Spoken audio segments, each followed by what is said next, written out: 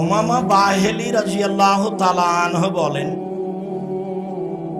রাসূল সাল্লাল্লাহু আলাইহি ওয়াসাল্লাম বলেছেন, আলাইকুম বিকিয়ামিল লাইল ফাইনহু দাবুস সালিহিনা ক্বাবলাকুম। পৃথিবীর মানুষ, পুরুষ নারী, তোমরা রাতে সালাত আদায় করো। এইটা হচ্ছে অতীতের নবী, রাসূল, সিদ্দিক, শুহাদা, পরহেজগার মানুষের কাজ। যারা জীবনে আল্লাহর কাছে কিছু দাবি দাওয়া রেখেছে আর পরহেজগারিতায় উচ্চ থেকে উচ্চ পর্যায়ে যাওয়ার চেষ্টা করেছে, তাদের হলো কাজ রাতে সালাত আদায় করা। পৃথিবীর মানুষ, পুরুষ নারী, তোমরা এতে অভ্যাসী হও। ফাইনাহু কুরবাতুল লাকুম ইলা রাব্বিকুম। এ দিয়ে এক নাম্বার কাজ হয়, তাহলে তোমরা তোমাদের প্রতিপালকের নিকটে হয়ে যাও। নিকটে হওয়া যায় এক। দুই, ওয়া মাগফিরাতুল লিসায়া, পাপ মিটে যায়। তিন, মানহাতুন আনিল ইসম, পাপ থেকে মানুষ দূরে সরে যায়, পাপ তার থেকে সরে যায়। জীবন বাজি রেখে চেষ্টা চালাচ্ছেন কতগুলো পাপ বন্ধ করার, তারপরে এক পর্যায়ে সেই পাপ হয়েই যায়, কসম করেও টিকতে পারেন না। তো রাসূল সাল্লাল্লাহু আলাইহি ওয়াসাল্লাম বলেন, রাতে সালাত আদায় করো, তিনটে সুবিধা পাবা। এক, প্রতিপালককে নিকটে পাবা, তখন যা ইচ্ছা বলে নিবা। দুই, পাপ মিটে যাবে। তিন, তুমি পাপ থেকে দূরে সরে যাবা, পাপ তোমার থেকে সরে যাবে। রাতে সালাত আদায় করতে শিখো। আমর ইবনে আবাসা রাদিয়াল্লাহু তাআলা আনহু বলেন, রাসূল সাল্লাল্লাহু আলাইহি ওয়াসাল্লাম বলেছেন, আকরাবুর রাব্ব মিনাল আবদ ফি সুলুসিল লাইলিল আখির। রাতের 3 ভাগের 2 ভাগ পার হলে আল্লাহ মানুষের সবচেয়ে নিকটে হয়ে যায়। রাতের 3 ভাগের 2 ভাগ পার হলে আল্লাহ সবচেয়ে মানুষের নিকটে হয়ে যায়। তো এখন আল্লাহর নবী আমর ইবনে আবাসাকে বলছেন, ফাইনিস্তাতা, তুমি যদি পারো, আনতাকুনা মিম্মান ইয়াযকুরুল্লাহ ফি তিলকা সাআত ফাকুন, যে তুমিও যারা ডাকে শেষ রাতে আল্লাহকে, তাদের অন্তর্ভুক্ত হতে চাও।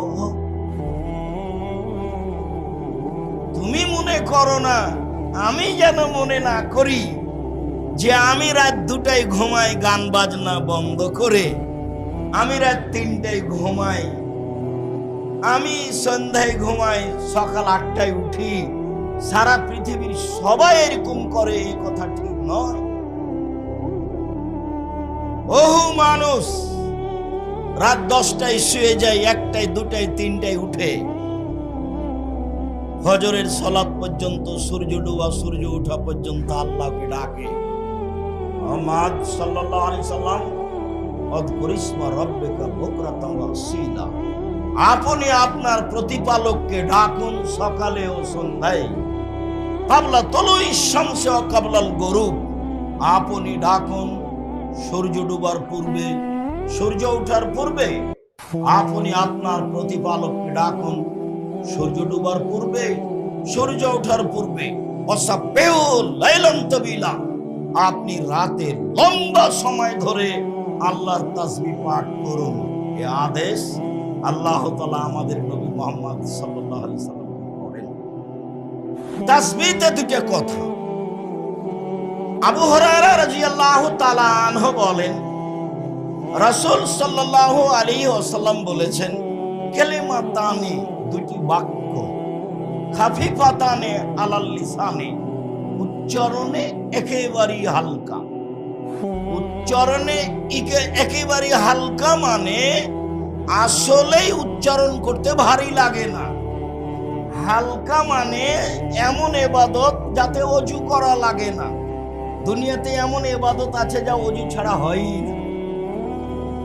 লা তুকবালু সালাতুন বিগাইরি তুহুরিন, ওযু ছাড়া সালাত কবুল হয় না। এ দেখেন, সালাত আদায় করতে যাবেন ওযু লাগবে, ওযু ছাড়া সালাতের ধারে কাছে আপনি যেতে পারবেন না। একটা ইবাদত করতে আরেকটা লাগে। এই তাসবিহ পাঠ করতে ওযু লাগে না, এই তাসবিহ পাঠ করতে টাকা লাগে না। টাকা দিয়ে ইবাদত করতে হয়, হজ টাকা দিয়ে হজ করতে হয়, এই যে টাকা দিয়ে ইবাদত করা লাগে। তো কালেমা দুটি উচ্চারণে একেবারেই হালকা, কোনো কিছু লাগে না। সাকিলাতানে ফিল মিজানে, দাড়ি পাল্লাই ভারী, অতীব ভারী। হাবিবাতানে ইলার রহমানে, রহমানের নিকটে প্রিয়, অতীব প্রিয়। তা হলো সুবহানাল্লাহি ওয়া বিহামদিহি সুবহানাল্লাহিল আযীম।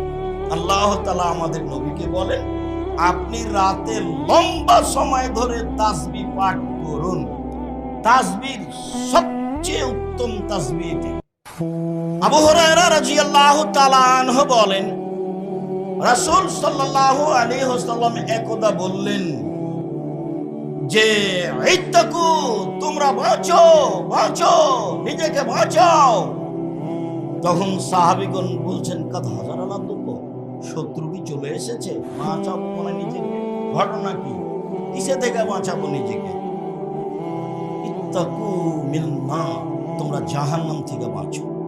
সবচেয়ে উত্তম কালেমা বলো মুজান্নিবাতুন মুআক্কিবাতুন।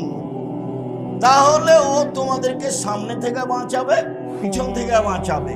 ও তোমাদের সামনে থেকে বাঁচাবে, পিছন থেকে বাঁচাবে। অহন্না, আর সেটা হবে স্থায়ী শতামল। সুবহানাল্লাহি আলহামদুলিল্লাহি ওয়া লা ইলাহা ইল্লাল্লাহ। এই তাসবিহ সামনে থেকে বাঁচাবে, পিছন থেকে বাঁচাবে, জাহান্নাম থেকে, এবং ইবাদত হিসেবে হবে এটা স্থায়ী শতামল তাসবিহ। আল্লাহ তাআলা আমাদের নবীকে আদেশ করেন, আপনি রাতে লম্বা সময় ধরে তাসবিহ পাঠ করুন। আপনি আপনার মতো করুন।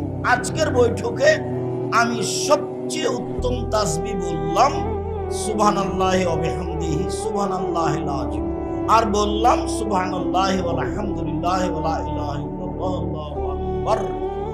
এগুলির কোনো বার নাই, এগুলো তাসবিহর কোনো বার নেই। দোয়া ইউনুস নয় যে ১৬ লক্ষ বার পড়বেন, বলছে যে আমাদের পীর বলেছেন ১৬ লক্ষ বার দোয়া ইউনুস পড়ো। আচ্ছা, মানুষ কি ১৬ লক্ষ বার পারবে নিখুঁত ভাবে?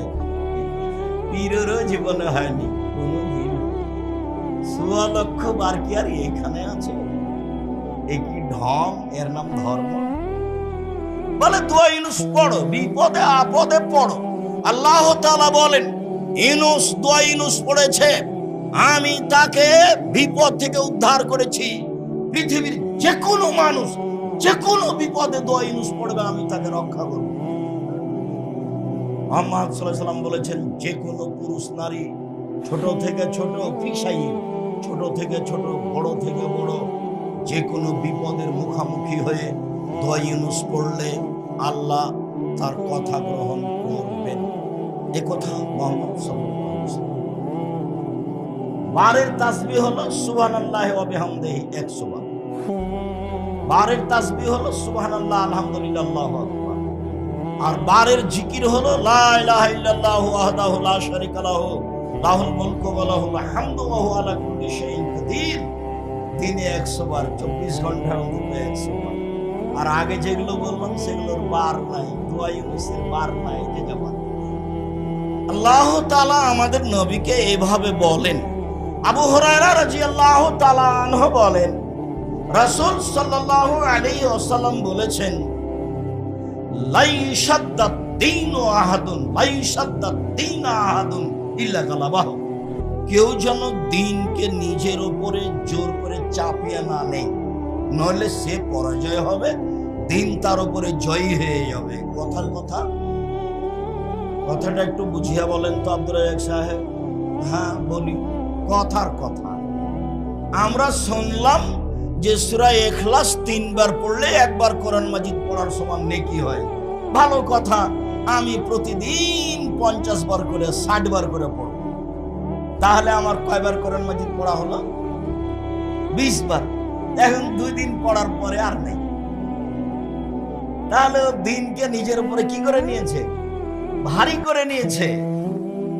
আয়েশা রাদিয়াল্লাহু তাআলা আনহা বলেন, রাসূল সাল্লাল্লাহু আলাইহি ওয়াসাল্লাম বলেছেন, আহাবুল আমাল ইলাল্লাহি আদওয়ামু হাইন আল্লাহ, সবচেয়ে পছন্দনীয় আমল আল্লাহর কাছে কম হলেও যেটা চলমান থাকে।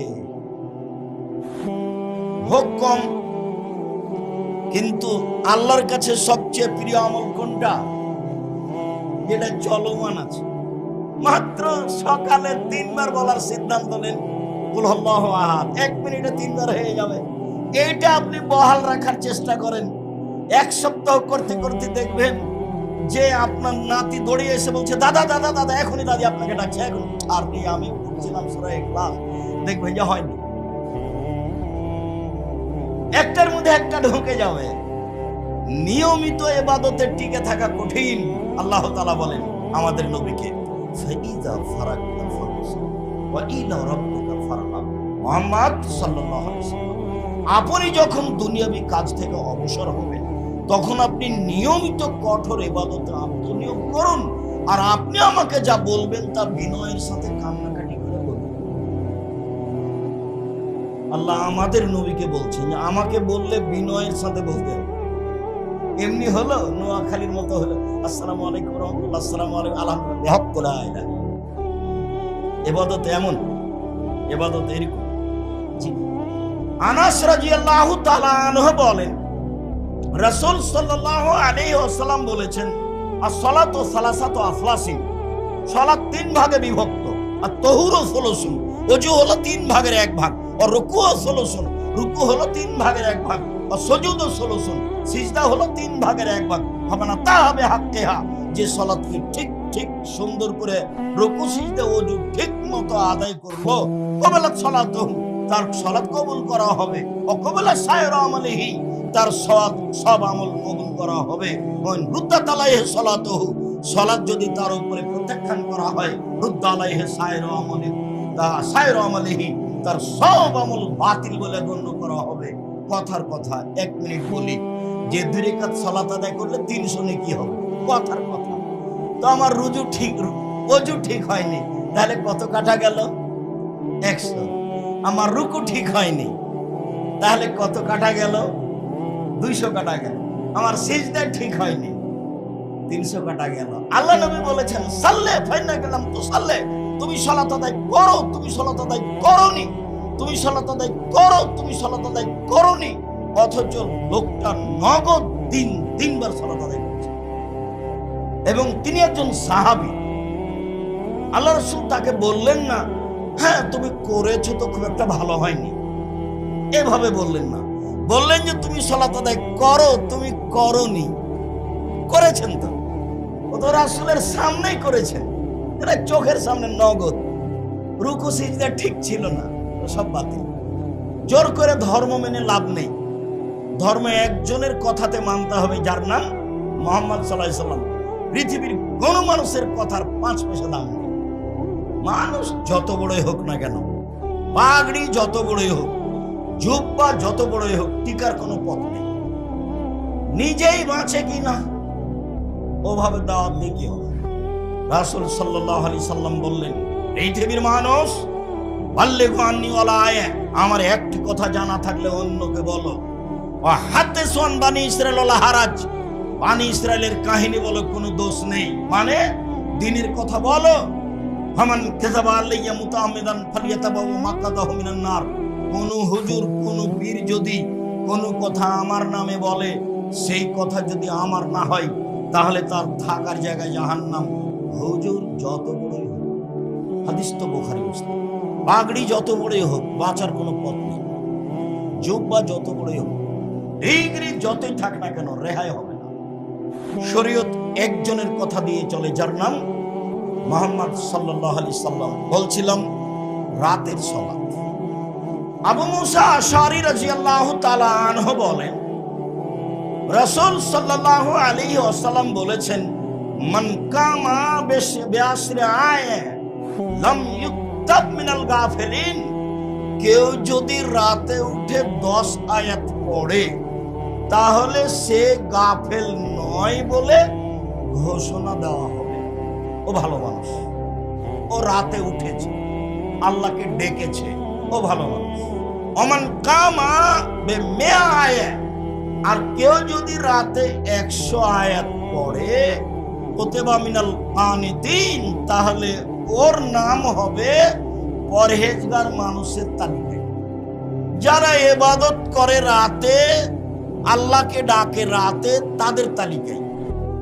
ওমান কামা বিআলফি আয়া, আর কেউ যদি রাতে 1000 আয়াত পড়ে তাহলে কুতিবা মিনাল মুকান্তিরিন, যারা ইবাদতের সর্বোচ্চ মর্যাদার অধিকারী, তাদের তালিকা তার নাম হবে। যারা ইবাদতের জগতে সর্বোচ্চ মর্যাদার অধিকারী, একবারে বড় বড় দামি দামি জান্নাত পাবে যারা, তাদের তালিকায় চলে যাবে এর নাম, বড় বড় জান্নাত। আবু মুসা আশআরী রাদিয়াল্লাহু তাআলা আনহু বলেন, রাসূল সাল্লাল্লাহু আলাইহি ওয়াসাল্লাম বলেছেন, ইন্না ফিল জান্নাতি লাগুরাফ ইরা যাহিরুহা বাতিনুহা মিন বাতিনিহা যাহিরুহা, জান্নাতে কতগুলি খুব উন্নত মানের ঘর রয়েছে, যার বাহির থেকে ভিতর দেখা যায়, ভিতর থেকে বাহির দেখা যায়, খালি টক টক টক টক করছে, ঝকঝক করছে, খুব উন্নত মানের দামি ঘর। আদাহা, সেগুলি আল্লাহ তৈরি করেছেন লেমান আলানাল কালামা, যার স্বভাব ভালো তার জন্য, যার চাল চলন ভালো তার জন্য। একটা কথা ছেড়ে এসেছি, এখানে মনে পড়লো, সেই কথাটা ধরে আবার বলে, এই ছেলে, আপনি আমাকে আপনার অসুবিধা দেখাবেন না কয়েক মিনিট, কোনো প্রয়োজন দেখাবেন না। আমি অনেক পথ অতিক্রম করে এসেছি। আমি এখানে পৌঁছার পূর্ব পর্যন্ত ভাবছিলাম প্রোগ্রাম মনে হয় প্রচুর। আসলে যারা প্রোগ্রাম ঠিক করে তারা যখন যেটুকু বলে সেটুকু আমার মনে থাকে। আজকে বলবো যে আপনাকে লক্ষ্মীপুর যেতে হবে। লক্ষ্মীপুর অত দূর, টিকিট করা আছে, বিমানে ঢাকা যাব, তারপর ওখান থেকে গাড়িতে নিয়ে যাব, অনেক পথ আসলাম, আসতে আছি। আস্তে আস্তে মনে হলো, প্রথমে যেদিন দিল্লি যাই সেদিনের কথা মনে হলো, যে ভাবলাম, কয়েকবার বলা বলি করলাম, দিল্লি মনে হয় গাড়ি আর যেতে পারবে, যাই যাই না, আরো বাকি আছে, যায়, দিন যায়, রাত্রি যায়, ট্রেন চলতে আছে আরো দূরে, কবে যে যাবে, কয়েকদিন হয়ে গেল। তো ভাবলাম মনে হয় গাড়ি আর দিল্লি যেতে পারবে, এরকম। এখানে এসেছি, তবু আজকে মনে হলো যে অনেক দূর। তা আমি অনেক দূর থেকে এসেছি, আপনি প্রয়োজন দেখাবেন, এটা হলো, আমি এটা চাইনি। আমি চেয়েছি 10 কিলোমিটার আশেপাশে যত দিনী ভাই বোন আছেন সবাই আসবেন, হানাফি মাঝহাবি তো আসবেন, হিন্দুকে আসতে হবে, আমি তার কিছু না কিছু উপকার করব। সম্মানিত দিনী ভাই বোন, আবু মুসা আশআরী রাদিয়াল্লাহু তাআলা আনহু বলেন, রাসূল সাল্লাল্লাহু আলাইহি সাল্লাম বললেন, জান্নাতে কতগুলি দামি ঘর রয়েছে, সেগুলো তৈরি করা হয়েছে যার চাল চলন আচরণ ভালো তার জন্য। আবু দারদা রাদিয়াল্লাহু তাআলা আনহু বলেন, আল্লাহর নবী বলেছেন, ইন্না আসকালা শাইইন ইদা ফি মিদানিল মুমিনি ইয়াউমাল কিয়ামা খুলুকুন হাসান, বিচারের মাঠে মুমিন পুরুষ নারীর নেকির পাল্লায় সবচেয়ে যেটা ভারী নেকি রাখা হবে সেটা হলো ভালো আচরণ। ভালো আচরণের নেকি সবচেয়ে ভারী। হজের নেকি যত ভারী, ভালো আচরণের নেকি তার চেয়ে হাজারো গুণ বেশি ভারী। রমজানের সিয়ামের নেকি যত ভারী, ভালো আচরণের নেকি তার চেয়ে হাজারো গুণ বেশি ভারী। 5 ওয়াক্ত সালাত আদায় করতেই হবে, মানুষ করতে বাধ্য, এরপরেও 5 ওয়াক্ত সালাতের নেকি যত ভারী, ভালো চাল চলনের নেকি তার চেয়ে হাজারো গুণ বেশি ভারী। ইন্না আসকালা শাইইন, সবচেয়ে বেশি ভারী, সেটা আবার নেকি। সেটা কি? ভালো কথা, ছেলেটা খুব ভালো, এই যে ভালো, এটা ছেলেটার স্বভাব খুব ভালো, এই যে এটা, ছেলেটার মুখ খারাপ নয়, ছেলেটা আমাদের সাথে খুব ভদ্রতা বজায় রেখে কথা বলে, স্বভাবটা খুব নরম, এটার নাম হলো ভালো আচরণ। কথা বোঝা যায়নি মনে হয়? এইটার একটা নেকি আছে যে সবার চেয়ে ভারী। এ কথা আমি বলিনি, এ কথা মুহাম্মদ সাল্লাল্লাহু আলাইহি ওয়াসাল্লাম। তিনি এখানে বলেন যে দামি ঘর পাবে যারা, তার সবচেয়ে আগে যে আছে সে হলো যার ভালো আচরণ। 2, অতাবা সিয়ামা, নিয়মিত নফল সিয়াম থাকে যে। বৃহস্পতিবার সোমবার সিয়াম থাকতে হবে, আশা যে আজকে ছিলেন, যদি না হয়ে থাকে তাহলে সামনে সোমবার থেকে চালু করা উচিত। আল্লাহ নবী বলছেন, আমি বৃহস্পতিবার সোমবার সিয়াম পালন করা ভালোবাসি কেন? এই 2 দিনের মানুষের পাপ নেকির রিপোর্ট পেশ করা হয়। আমি ভালোবাসি, আমার যখন পাপ নেকি পেশ করা হবে তখন আল্লাহ দেখুক যে আমি সিয়াম আছি। দেখো আমার রিপোর্ট, দেখো আমার। আল্লাহর নবী, আচ্ছা আপনি শাবান মাসে এত বেশি সিয়াম থাকেন কেন? আল্লাহ রাসূল বলছেন, আরে শোনো, রাকা শাহরুন বাইনা রজব ও রমাজান, শাবান হলো এমন একটা মাস যেটা রজব ও রমাজানের মাঝে। শাবান এমন একটা মাস যেটা রজব ও রমাজানের মাঝে। শাবান এমন একটা মাস যেটা রজব ও রমাজানের মাঝে। এই মাসে বাৎসরিক রিপোর্ট পেশ করা হয়। ওয়ানা উহিব্বুল ফামালি ওয়ানা সায়েম, আমি ভালোবাসি। বাৎসরিক রিপোর্ট যখন আল্লাহর কাছে পেশ করা হবে তখন আমার রিপোর্টটা বাৎসরিক দেখুক যে আমি সিয়াম আছি। তো আমার তো আর জানা নাই সেই দিন কোন দিন, যার কারণে শাবানের প্রথম থেকে চলতেই থাকে 1, 2, 15, 20, 25 যেন ফাঁক না পড়ে। কিভাবে ভারত, বাংলাদেশ, পাকিস্তানের আলেম ওলামা জেনে নিল সেদিন নাকি 15 শাবান। তাই তারা কলকারখানা, অফিস, আদালত, কোর্ট কাছারি, শিক্ষা প্রতিষ্ঠান সবকিছু বন্ধ করে রাতে গোসল করে আতর গোলাপ থেকে সিয়াম থাকে। রাসূল সাল্লাল্লাহু আলাইহি সাল্লাম এটা বুঝতে পারেননি, তো রিপোর্টটা ধরার জন্য জীবন বাজি রেখে শাবান মাসে বেশি বেশি সিয়াম পালন করতেন। সাপ্তাহিক রিপোর্ট কোন কোন দিন? বৃহস্পতিবার, সোমবার। বাৎসরিক রিপোর্ট কোন মাস? শাবান মাস। রিপোর্ট সিয়াম অবস্থায় দেখানোর জন্য যিনি জীবন বাজি রেখে চেষ্টা করতেন তিনি কে? মুহাম্মদ সাল্লাল্লাহু আলাইহি সাল্লাম।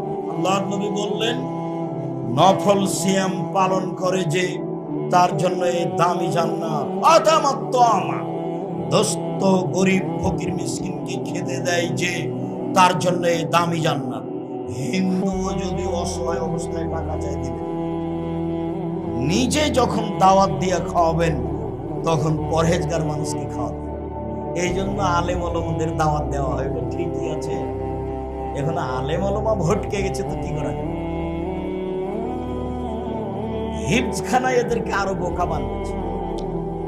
ও কোরআন মুখস্থ করতে করতে 12, 14, 16 বছর বয়স হয়ে গেছে, তো যুবক হয়ে গেছে, তো আর তো পড়তে ভালো লাগে না। তখনও সুন্দর একটা টুপি দিয়েছে মাথায়, আবার উঁচু, তার উপরে রুমাল দিয়েছে লাল, দিয়ে মানুষের বাড়ি দাওয়াত খেয়ে বেড়াচ্ছে। আর মানুষ বলছে যে হাফেজ, আর বাপেও বলছে যে আমার ছেলেকে হাফেজ করাবো। লোকটাও বলছে আমার আব্বা পাইলট ছিল, তো তাই আমার আব্বার টাকা পয়সা দিয়ে একটা হিফজখানা খুলেছে। কেউ জানে না হিফজখানা কি। আন্ধা কো আন্ধা পড়াতা হ্যায়, না হাফেজ জানে কিছু, না হুজুর জানে কিছু। दोनों के दोनों समान समान है, बराबर है। আপনি যখন সালাত আদায় করেন তখন ইখলাস আর ফালাক পড়েন, আর যখন হাফেজ সাহেব সালাত আদায় করায় তখন সূরা বাকারা আর আলে ইমরান পড়ায়। এইটুকু পার্থক্য।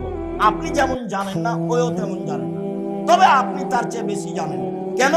ধর্মকে আপনি ভালোবাসার সুবাদে আপনি পরিশ্রম করেন, ও তো দাওয়াত খাওয়ার তালে আছে, ও পরিশ্রম করে। কাজে ধর্ম ওখান থেকে গেছে, চাঁপাইনবাবগঞ্জের ভাষাতে ওর হাঁটুর মালাই ফাটিয়ে ওকে অকেজো করে দেওয়া হচ্ছে। ও যেন আর চলতে না পারে, ও যেন আর চলতে না পারে।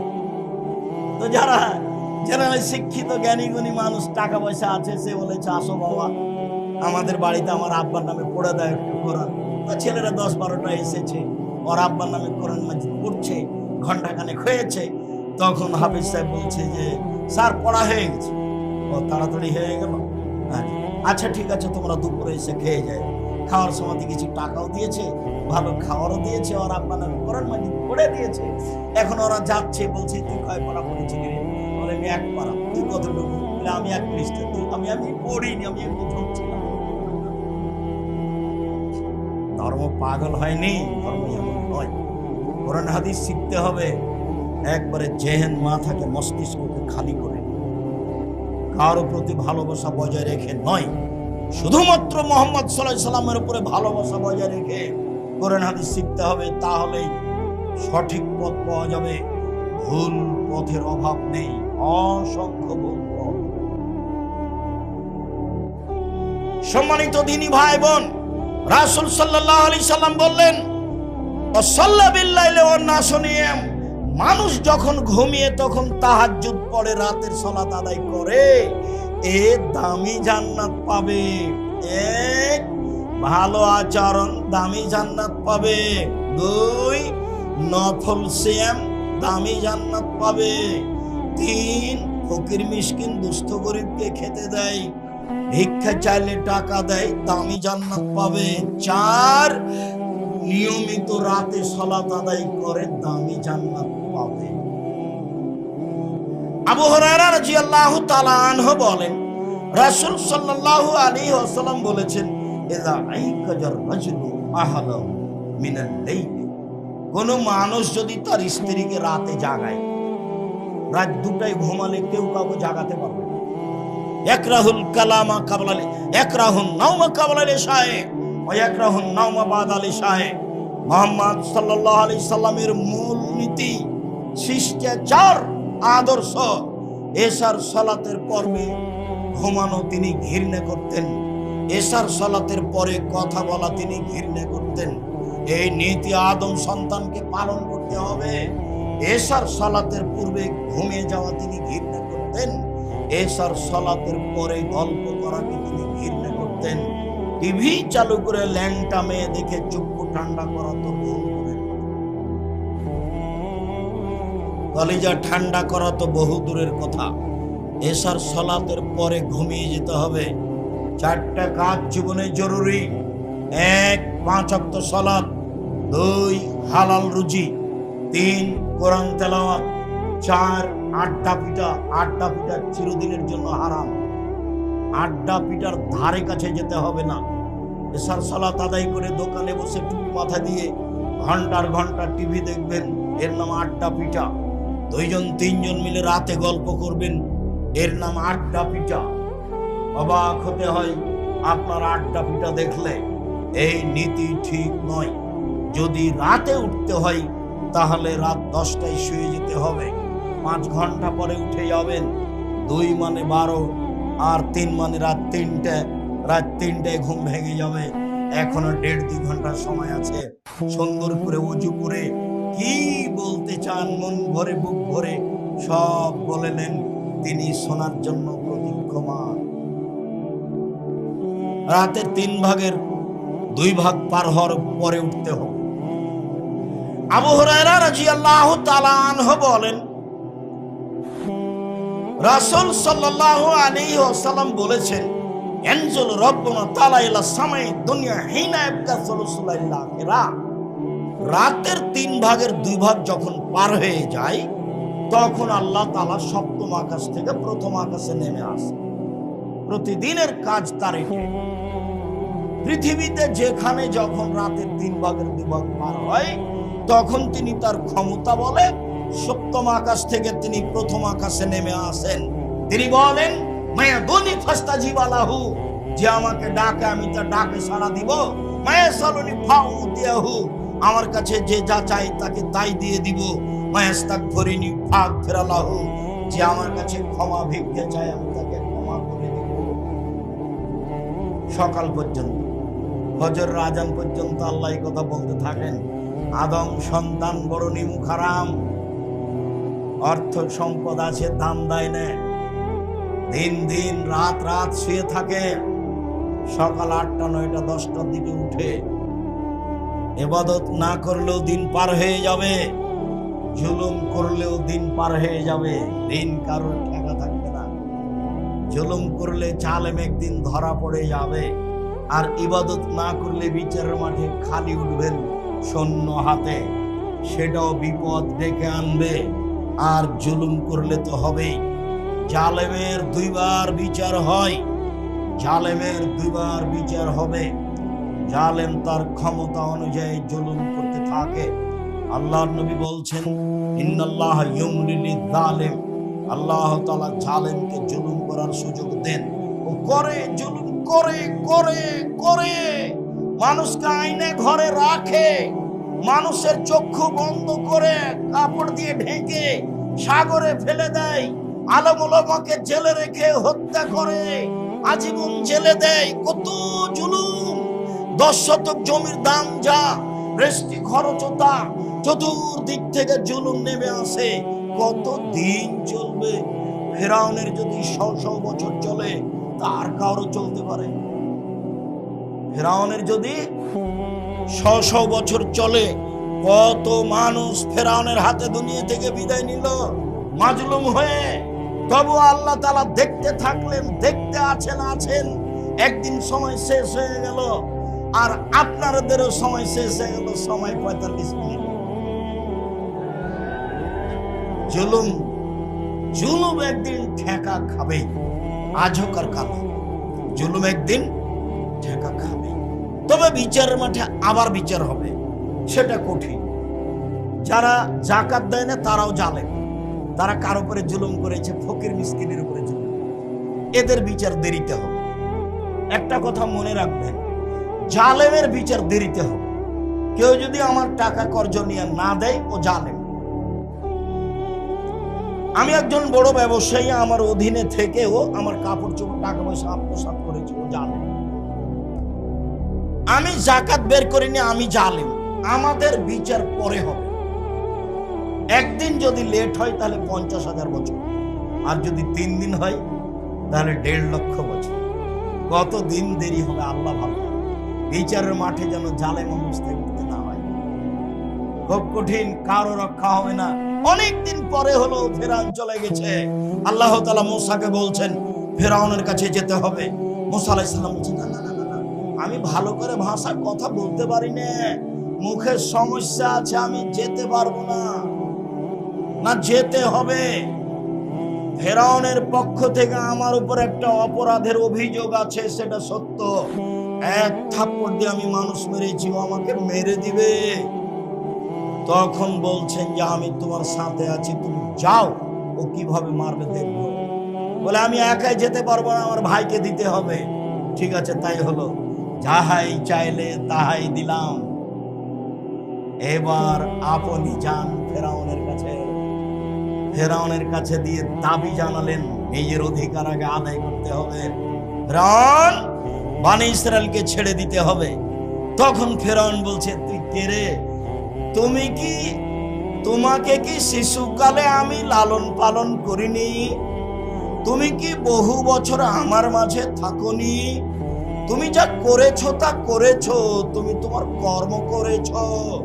1 থাপ্পড়ে তুমি মানুষ মেরেছো, তুমি বড় অকৃতজ্ঞ। আমার বাড়িতে খেয়ে পরে আমার কাছে স্বাধীনতা চাও, তুমি বড় অকৃতজ্ঞ। জি, আমি 1 থাপ্পড়ে মানুষ মেরেছি, এ কথাই ঠিক। আমি তখন ভুল পথে ছিলাম, আপনার হত্যার ভয়ে দেশ ছেড়েছি। আমার প্রতিপালক আমার প্রতি দয়া করেছেন, আমাকে জ্ঞানে গুণে পূর্ণ করেছেন, আমাকে নবী করেছেন। ঠিক তুমি আমার প্রতি অনুগ্রহ করেছ, বাল্য জীবনে আমাকে লালন পালন করেছ, অনুগ্রহ করে তুমি আমাকে খোঁটা দিয়েছ। খোঁটা দিয়ে তুমি বনি ইসরাইলকে দাসদাসীতে পরিণত করেছ। তুমি বড় উদ্ধত স্বৈরাচার, সীমা লঙ্ঘন করেছ। ফেরাউন বলল একে হত্যা করতে হবে। আগে আগে মূসা পালালেন, পিছে পিছে ফেরাউন ধাওয়া করল। সঙ্গী সাথী বললেন ইন্নাল্লাহ মুদরাকুন, আমরা আটকা পড়েছি। তখন মূসা আলাইহিস সালাম বললেন কাল্লা, কখনো নয়, অসম্ভব, এটা হতে পারে না। ইন্না মাইয়া রাব্বি, আমার সাথে আমার প্রতিপালক রয়েছেন, সায়াহদিনী, তিনি আমাকে পথ দেখাবেন। ফেরাউন আমাকে ধরে নিবে মানে এটা হতেই পারে না। একটু আগে আল্লাহ বললেন মূসা আমি তোমার সাথে আছি। এখন মূসা আলাইহিস সালাম বলছেন আল্লাহ আমার সাথে আছে। বাঁচার পথ আল্লাহ বের করে দিলেন। এক পর্যায়ে ফেরাউন জুলুম থেকে বিরত হয়ে দুনিয়া থেকে বিদায় নিয়ে নিল। বলল আন্নাহু লা ইলাহা ইল্লাল্লাযী আমানাত বিহি বানী ইসরাঈল, আমি ফেরাউন সে আল্লাহকে মেনে নিলাম যে আল্লাহকে বানু ইসরাইল মেনে নিয়েছে। ওয়ানা মিনাল মুসলিম, আমি ফেরাউন একজন মুসলিম। কে বলছে কথা? ফেরাউন বলছে। তখন আল্লাহ বলছে আলান, এখন তুমি এখনই তো না ফরমান ছিলে, এখন দাবি করছো আলিয়াউমা নুনাজ্জিকা বাদানাকা লিতাকুনা লিমান খালফাকা আয়া। ফেরাউন তোমার শরীরটা রেখে দিলাম, চিরদিনের জন্য পৃথিবীর মানুষ তোমাকে দেখে উপদেশ গ্রহণ করবে। তুমি জালেম ছিলে, জুলুম করলে একদিন জুলুম শেষ হয়, এটা দেখে তোমাকে মানুষ বুঝবে এবং জুলুম থেকে বিরত হবে মানুষ। বলছিলাম সম্মানিত দিনী ভাই বোন, রাতের 3 ভাগের 2 ভাগ পার হলে উঠে আল্লাহকে কিছু বলেন, পথ সহজ হয়ে যাবে। রাতের 3 ভাগের 2 ভাগ পার হওয়ার পরে উসমান ইবনে আবিল আস রাদিয়াল্লাহু তাআলা আনহু বলেন রাসূল সাল্লাল্লাহু আলাইহি ওয়াসাল্লাম বলেছেন ইযা কানা নিসফুল লাইল ফাতিহাত আবুস সামায়ে, যখন অর্ধেক রাত হয় তখন আকাশের সব দরজা খুলে দেওয়া হয়। ইউনাদি মুনাদি মিনাস সামায়ে, আকাশ থেকে চিৎকার করে আল্লাহ বলেন হাল মিন দাইন ইস্তাজাবু লাহু, কেউ কি ডাকে তার ডাকে সাড়া দেওয়া হবে। কেউ কি আমাকে ডাকে, ওর ডাকে আমি সাড়া দিব। হাল মিন সাইলিন ইউতা, কেউ কি কিছু চায়, ও যা চায় তাকে তাই দেওয়া হবে।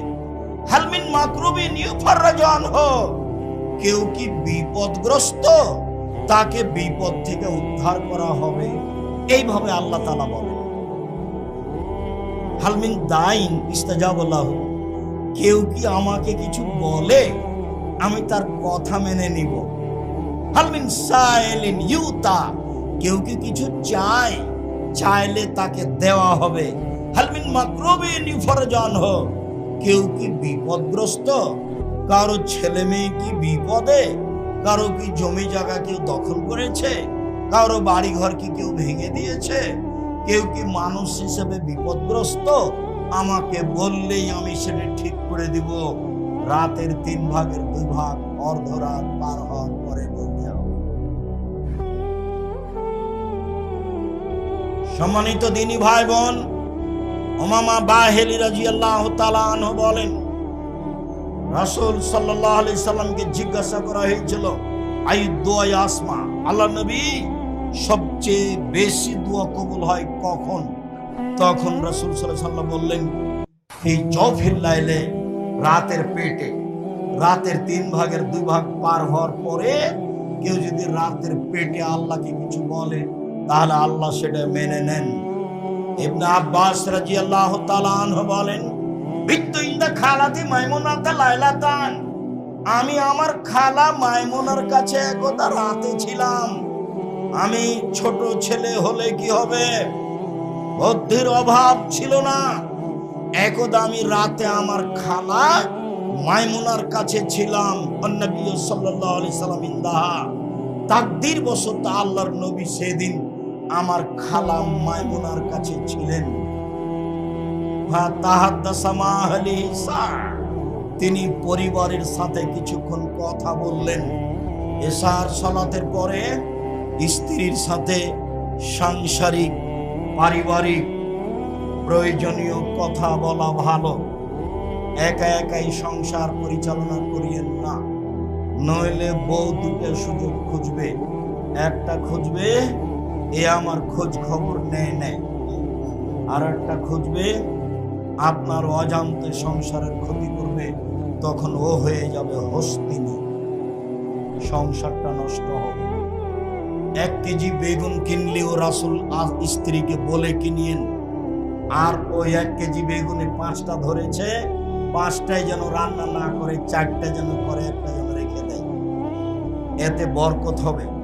5টাই যদি রান্না করে তাহলে বুঝতে হবে বউ ভালো নয়, একে সংশোধন করতে হবে। সংসার পরিচালনা করাও জানে না, আর সব মহিলাই সংসার জানে না। জন্ম দিয়েছে বাপে, বিবাহ দিয়েছে বাপে, স্বামীর কাছে গেছে তাই ছেলে মেয়ে হয়ে গেছে। আসলে মা কি জিনিস তার জানা নাই, সংসার কি জিনিস তার জানা নেই। মা কাকে বলে, সংসার কাকে বলে, মধ্যখানে 1 মিনিট। আমরা এক হাদিসের মাঝামাঝিতে আছি, হাদিস বুখারী মুসলিম। জাবের রাদিয়াল্লাহু তাআলা আনহু বলেন, নোয়াখালী, কুমিল্লা, চট্টগ্রাম, সিলেট, পটুয়াখালী, বরিশাল এইসব এলাকায় মহিলারা সাধারণত জালসা বক্তব্য শুনতে যায় না। তাদের বাড়িতে টিভি আছে, তারা তা নিয়ে ব্যস্ত থাকে, বা আপনাদের পক্ষ থেকে ব্যবস্থা নেই।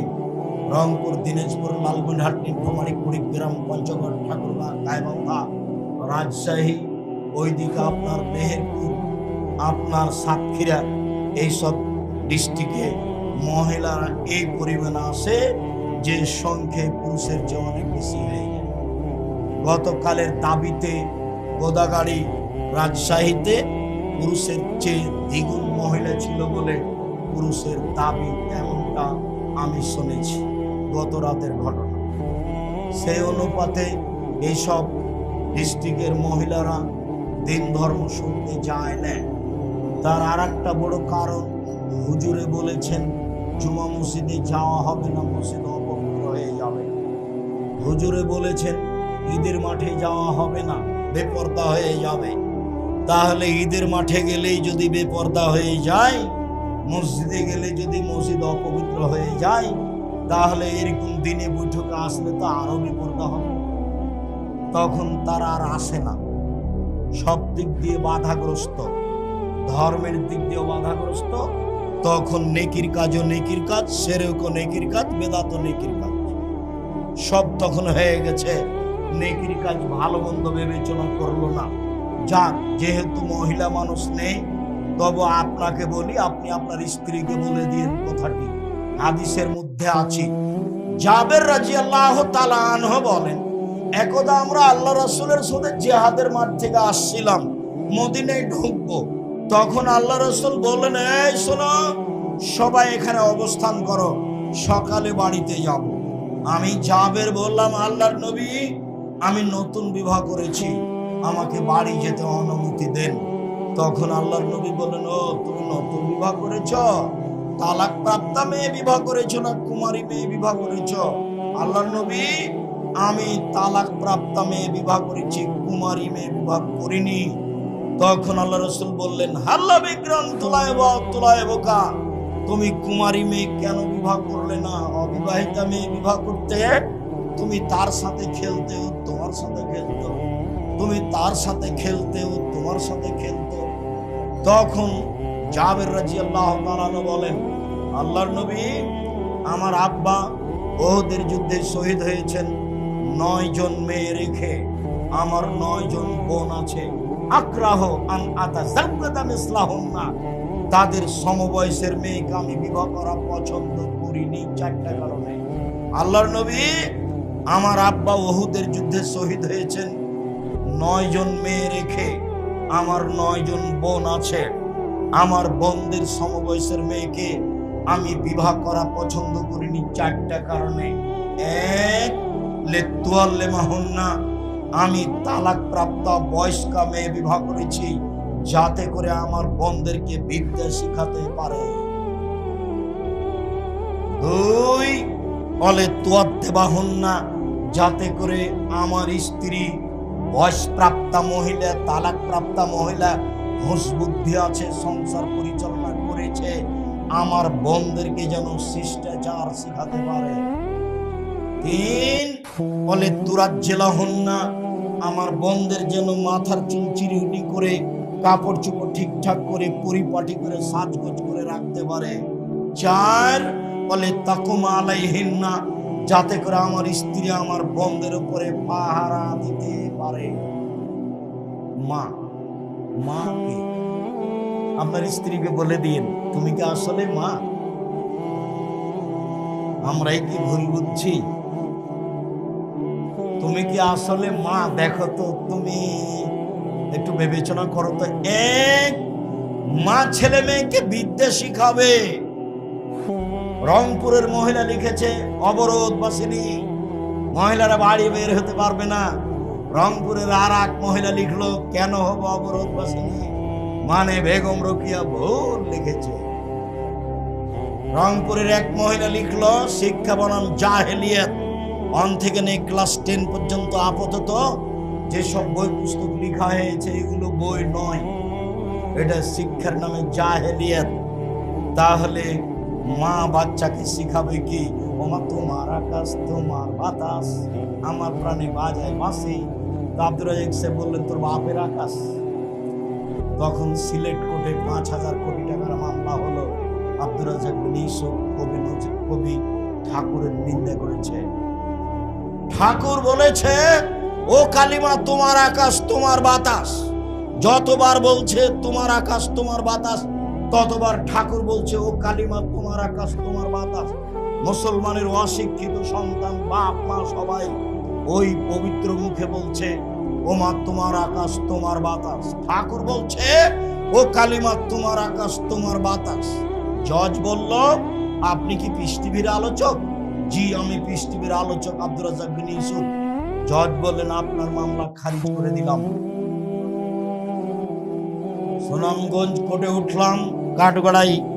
তখন জজ বললেন আপনি এই জন্য এসেছেন তা আমার মনে হয় না, অন্য কারণ আছে। যাক, মামলার নথি থাকলো, আপনার সাথে আমার অন্য কথা আছে।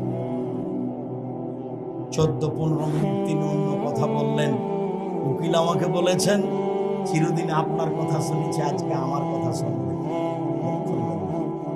এর নাম জজ, যা বলবে সেটাই,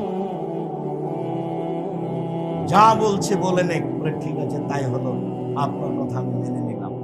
ও যা বললো আমি তা শুনলাম। শেষে উনি বললেন আপনার জামিন মঞ্জুর করা হলো, তবে তিনি বললেন না যে আপনার মামলা খারিজ করে দিলাম। আরেকবার গেছিলাম, তারপর থাকেনি। নজরুল ইসলাম বলেছেন মসজিদের পাশে কবর দিও ভাই, এ গুনাহগার গোরাবাজ হতে পায়ে বেড়ে হায়। মসজিদের পাশে কবর দিলে কবর শাস্তি মাফ হয়ে যাবে। তখন আমি বললাম যে মসজিদের পাশে কেন? আপনার বাপের কবর যদি কাবা ঘরের নিচে হয় হবে না? আমল দেখেই বিচার হবে, আমল দেখেই বিচার হবে। 1 বিদ্যা শিখাবে মা, 2 শিষ্টাচার শিখাবে মা। মা জানে না শিষ্টাচার কাকে বলে।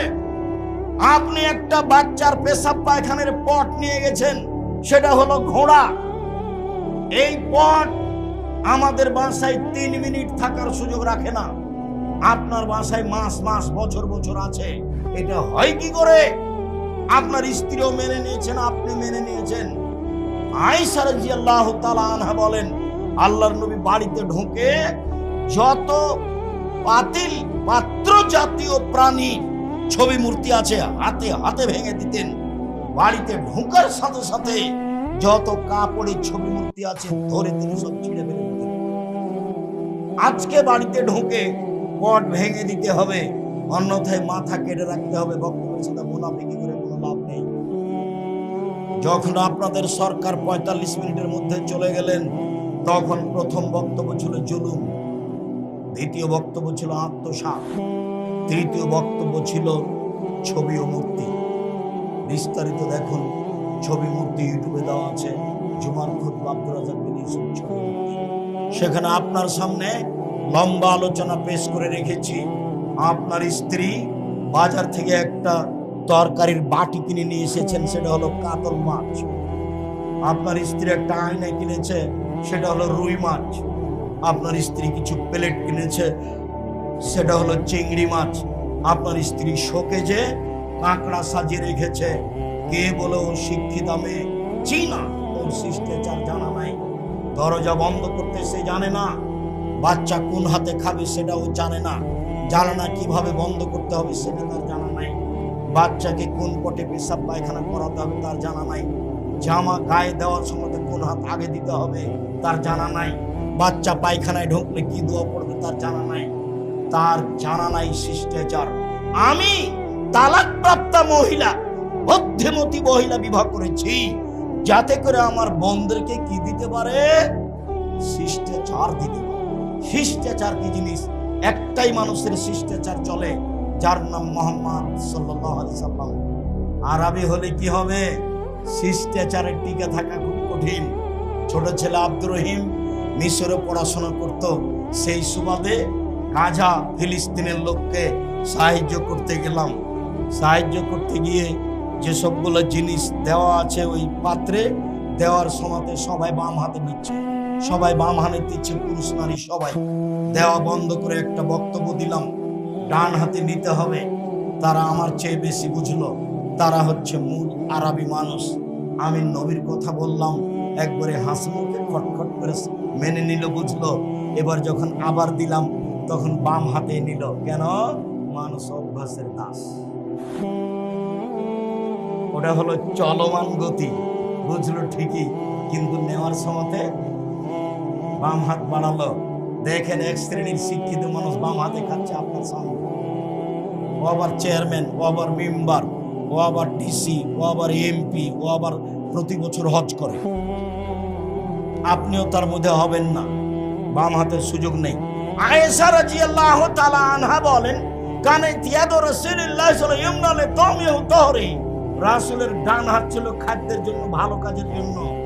ওয়া ইয়াদু রাসূলুল্লাহ সাল্লাল্লাহু আলাইহি ইসরা, রাসূলের বাম হাত ছিল লিখালাইহি অমিন কাজা, পেশাব পায়খানার জন্য আর অপবিত্রতার জন্য।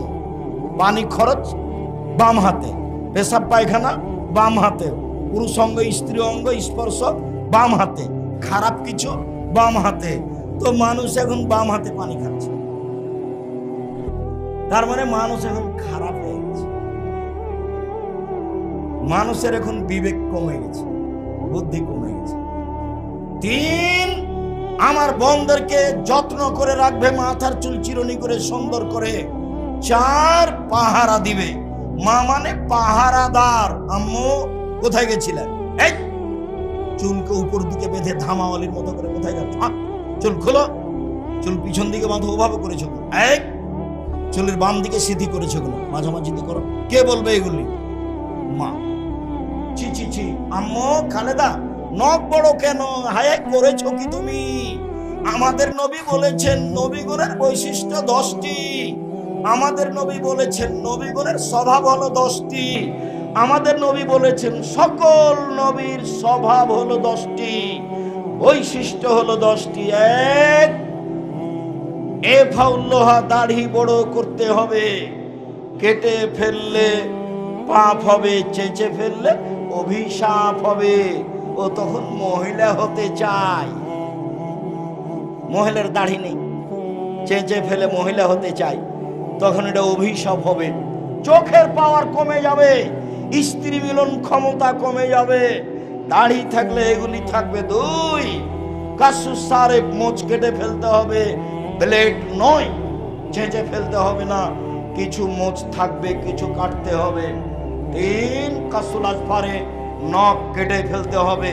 পুরুষ নারী সবাকে নখ কেটে ফেলতে হবে, বাধ্য নখ কাটতে হবে। এই খালে দেখ, ছি, নখ বড় কেন? নখ কাটো। রাস্তাঘাটে প্রায় সব মেয়েরই নখ বড়, আপনার চোখে পড়ে। ওর বাপ নাই, ওর ওটা চাচা, যাকে ও বাপ বলে, আর যাকে ও মা বলে সে হলো তার খালা বা সৎ মা। এই ছেলে, মাকে যে তার বাচ্চাকে শিষ্টাচার শিখাতে পারে তার নাম মা। নখ বড় আছে, সে তার বাচ্চাকে কি শিষ্টাচার শিখালো? আর বাপে বিবাহ দিয়েছে, স্বামীর কাছে গেছে, সেই জন্য বাচ্চা হয়ে গেছে। কে বলেছে ও মা? ও হলো একটা হস্তিনী মা। ও মা নয়। মা হলে স্বভাব ভালো হতে হবে, শিষ্টাচার ভালো হতে হবে। নখ কেন বড়, কপালে কেন টিপ? হিন্দুদের কপালে থাকে টিপ। হিন্দু মেয়েদের বিবাহ করার 10টি পদ্ধতি আছে, তার একটি পদ্ধতির নাম রাক্ষসী বিবাহ। মেয়ের বাপ বিবাহ দিবে না, ছেলে বিবাহ করবে। জোর করে যদি কপালে টিপ দিতে পারে তাহলে বিবাহ হয়ে গেছে। মুসলিম মহিলার কপালে টিপ থাকবে কেন? ইহুদি খ্রিস্টানদের পতিতালয়ের মেয়েদের বৈশিষ্ট্য হলো নখে নেইল পালিশ দেওয়া। ইহুদি খ্রিস্টানদের পতিতালয়ের মেয়েদের বৈশিষ্ট্য হলো নখে নেইল পালিশ দেওয়া। ইহুদি খ্রিস্টানদের পতিতালয়ের মেয়েদের বৈশিষ্ট্য হলো নখে নেইল পালিশ দেওয়া। মুসলমানের মেয়েদের নখ বড় থাকবে না, নখে নেইল পালিশ থাকবে না, নখে থাকবে মেহেদি। হাতের নখে তো থাকবেই, পায়ের নখেও থাকবে। মুসলিম মহিলারা হাতের নখে পায়ের নখে মেহেদি লাগাবে, জরুরি ভাবে পুরুষ লাগাতে পাবে না। নাক ফুলে বেতে বগলের লুম উঠিয়ে ফেলতে হবে, ব্লেড নয়, যেভাবে সহজ উঠাতেই হবে। নবীগণের বৈশিষ্ট্য হালাকুল আনাত, নিচের লুম পরিষ্কার করতে হবে।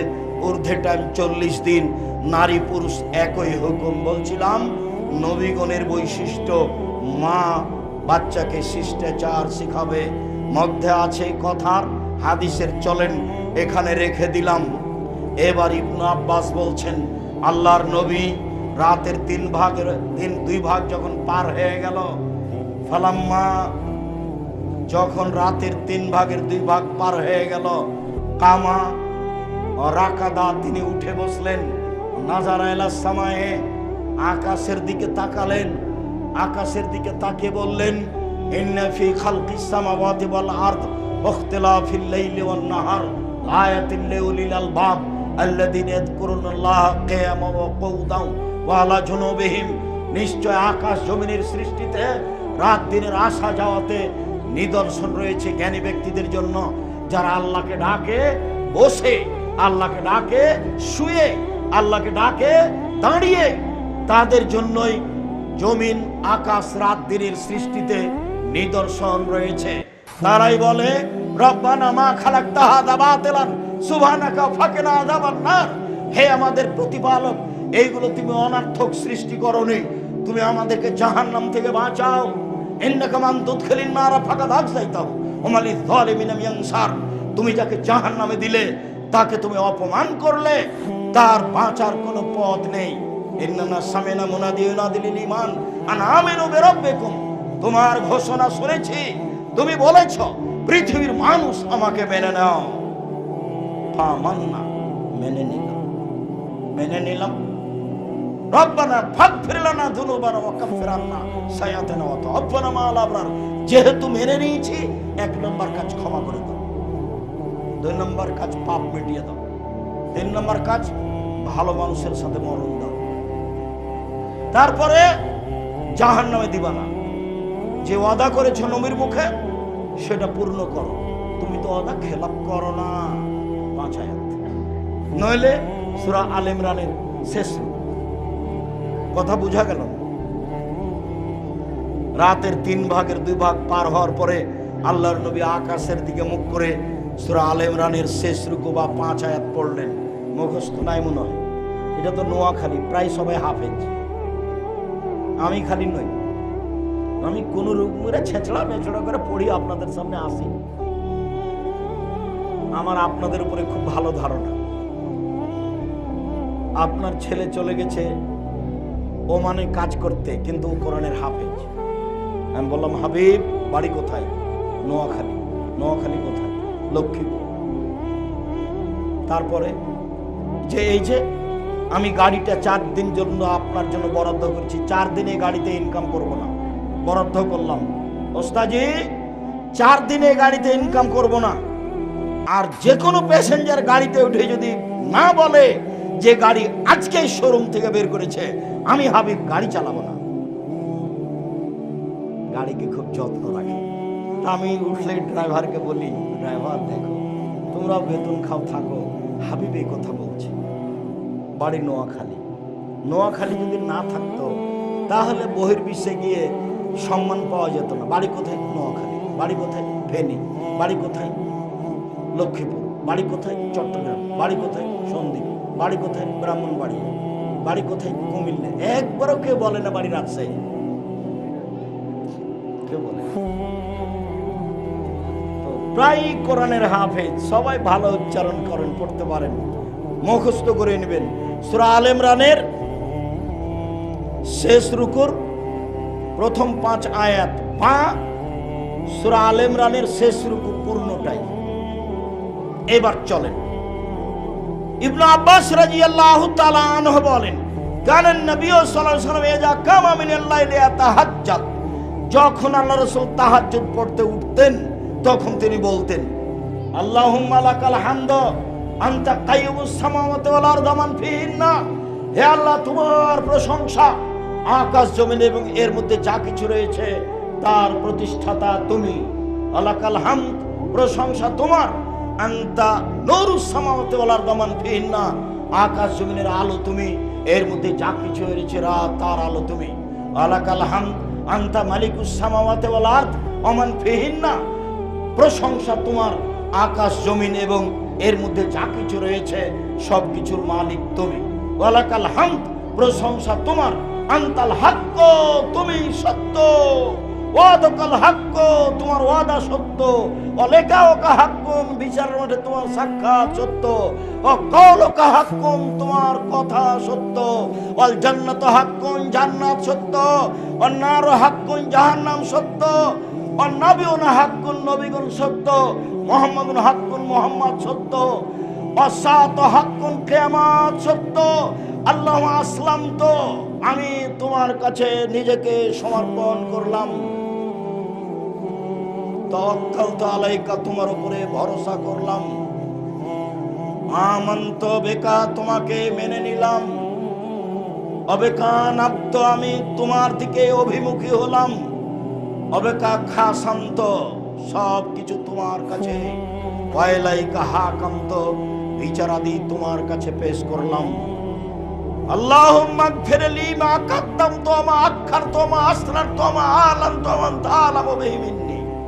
আল্লাহ, আমার আগের পাপ, পরের পাপ, ছোট পাপ, বড় পাপ, প্রকাশ্য পাপ, অপ্রকাশ্য পাপ, আমি জানি না, তুমি জানো, সব পাপ ক্ষমা করে দাও। লা ইলাহা ইল্লা আনতা, তুমি ছাড়া কোনো মাবুদ নেই। আনতাল মুকাদ্দিম ওয়া আনতাল মুআখির, তুমি আগে থেকে আছো, চিরদিন থাকবে। এই দোয়া আল্লাহর নবী পড়লেন, মুখস্থ নেই। যুবক, তোমার জন্য 7 দিন সময়, আর মুরব্বী ভাইজান আপনাদের জন্য সময় হলো 1 মাস। উবাদা ইবনে সামিত রাদিয়াল্লাহু তাআলা আনহু বলেন, আল্লাহর নবী বলেছেন, মান তারা মিনাল লাইলে, কেউ যদি রাতের 3 ভাগের 2 ভাগ পার হওয়ার পরে উঠে, তারপরে বলে, লা ইলাহা ইল্লাল্লাহু ওয়াহদাহু লা শারীকা লাহু লাহুল মুলকু ওয়া লাহুল হামদু ওয়া হুয়া আলা কুল্লি শাইইন কাদির ওয়া সুবহানাল্লাহি ওয়া আলহামদুলিল্লাহি ওয়া লা ইলাহা ইল্লাল্লাহু আল্লাহু আকবার ওয়া লা হাওলা ওয়া লা কুওয়াতা ইল্লা বিল্লাহ রব্বিগফিরলি রব্বিগফিরলি। এখন যা বলবে সেটাই মেনে নেবে। সব বুখারী মুসলিম সব। এখন এটা বলার পরে তাহলে বলেন, যেভাবে আপনার কুলাই, কোরআন মাজিদ পড়েন, তারপর বড় দোয়াটা পড়েন, তারপর এটা পড়েন। এখন বলেন কিছু, কি বলবেন? হাত তুলে বলেন কিছু, আমার ছেলেটাকে বড় করে দাও, নোয়াখালী শহরে একটা জমির ব্যবস্থা করে দাও, কিছু জমি জায়গা করে দাও, একটা ভ্যানের ব্যবস্থা করে দাও, যার যা প্রয়োজন সেটা কিছু বলেন। বললে খুশি হয়, না বললে বেজার হন। বললে খুশি হন, না বললে অসন্তুষ্ট হন। লাইসা শাইউন আকরামা ইনদাল্লাহি মিনাদ দুআ, আল্লাহর কাছে চাওয়া কাজটা যত প্রিয়, পৃথিবীর কোনো কাজ তার কাছে তত প্রিয় নয়।